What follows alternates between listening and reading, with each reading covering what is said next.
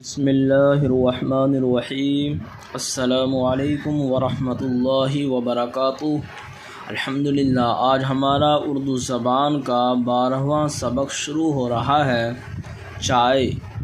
چائے ایک درخت کی پتی ہے جس کی کاشت ملک چین میں کثرت سے ہوتی ہے۔ وہاں ہر آدمی چائے کا ایک باغیچہ رکھتا ہے۔ جتنی چائے اپنے گھر کے صرف سے بچ رہتی ہے اس کو فروخت کر کے اور ضروری سامان خرید لیتا ہے۔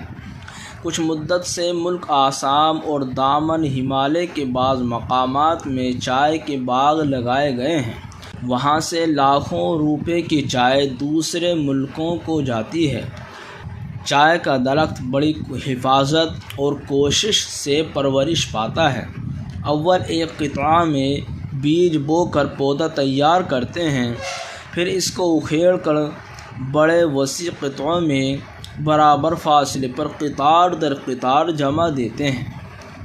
وہی چائے کا باغ کہلاتا ہے۔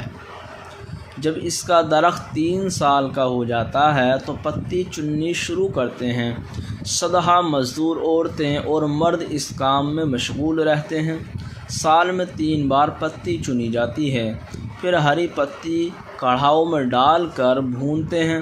ایک آنچ دے کر میزوں پر پھیلا دیتے اور اس کے گولے گولے بنا کر مٹھیوں سے خوب نچوڑ دیتے ہیں۔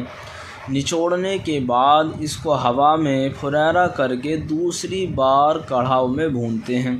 اب پتیاں چرمر ہو کر ایسی ہو جاتی ہیں جیسے تم بکتی ہوئی دیکھتے ہو۔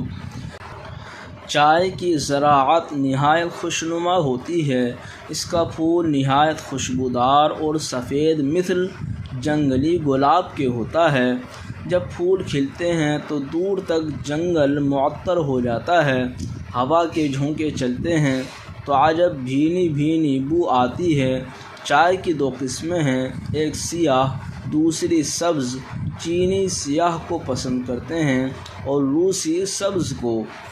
کاشت کھیتی باڑی، فروخت بیچنا، دامن پہاڑ کے نیچے والی زمین، مقامات جگہیں، قطعہ ٹکڑا، وسیع کشادہ، قطار لائن، سدھا سینکڑوں، زراعت کھیتی، معطر خوشبو۔ الحمدللہ، آج کا ہمارا سبق مکمل ہوا۔